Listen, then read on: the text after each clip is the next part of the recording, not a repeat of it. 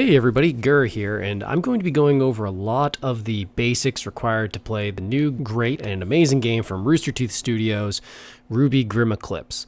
Now, some of these things may seem pretty obvious, or you may have figured them out on your own through trial and error like I did, but just in case you missed some of it, I'm just going to go over everything anyway, so, just lay down some groundwork for everybody.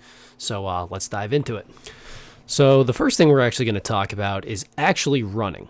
So at first you may be like, hey, I've got this dodge thing. I played friggin' Legend of Zelda. I know exactly how to get around. Actually, the quickest way to outpace all your teammates so that you can get to all the crates and steal all the XP so you can hit level 10 before they do is actually holding down shift, which will put you into a running animation that it doesn't look like you're moving faster, but I promise you are. And this will allow you to get to all the different corners, get to the enemies faster, and get to the crates faster.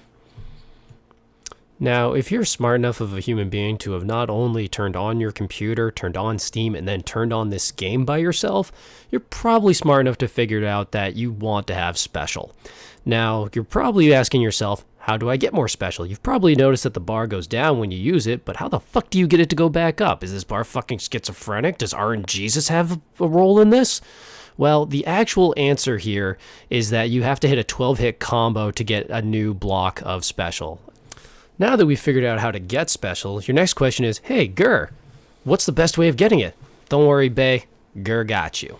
So this game is based on wave-based combat, even if it isn't counting in the upper right-hand corner, which, by the way, it counts in the upper right-hand corner whenever you have to open a door. So what you want to do is start out on the first wave. Now, here is where you're going to see the most creeps and Beowulfs. Now, your job is to beat the fucking piss out of them.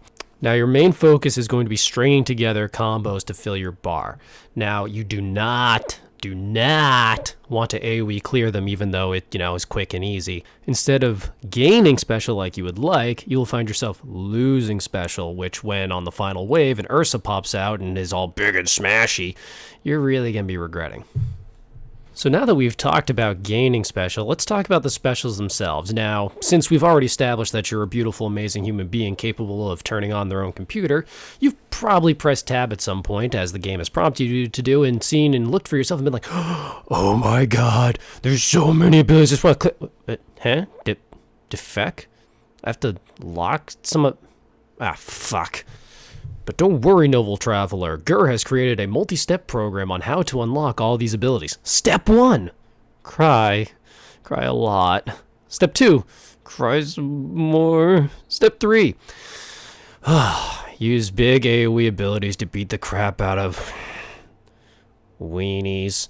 Unfortunately, this is very unfulfilling and very grindy and sucks ass, but it will get you all the abilities and it'll help you rank up all the things you want. Step 4, get a friend who's good at Blake and use her Naruto-based log jutsu so she can stack up enemies for you, and then you can AoE thunderfuck them. So now that we've talked about leveling up individual abilities, let's talk about leveling up you as a character. Now, this may seem obvious, especially if you're a MOBA player, that last hitting is what helps you level up and become that master huntress you've always wanted to be.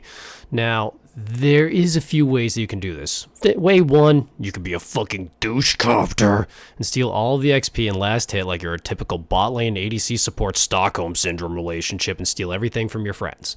However, if you do this, other people will most likely see your selfish playstyle and start enacting it in their own way. No, it's fine. No, I'm okay with being down for 45 seconds. Yeah, just dick around and steal all the kills. Don't worry, in 45 seconds I'm going to be up and I'm going to enjoy every second of watching you down. Think about what you did. Way 2, on the other hand, is to encourage selfless play in your friend group or random strangers or whatever you're doing, collection of homeless people with computers, and basically share XP or go so far as to jump in a game with a friend and Skyrim horse your way up a fucking wall and then just let them last hit with special abilities or their guns or whatever it is that they happen to need to do to reach towards their goals. Now, the only source of globally shared XP is Totems. Now, this game is almost as linear as Final Fantasy 13. It's a straight fucking line, and if you see any path or anything that even looks remotely reachable, there's probably good shit over there.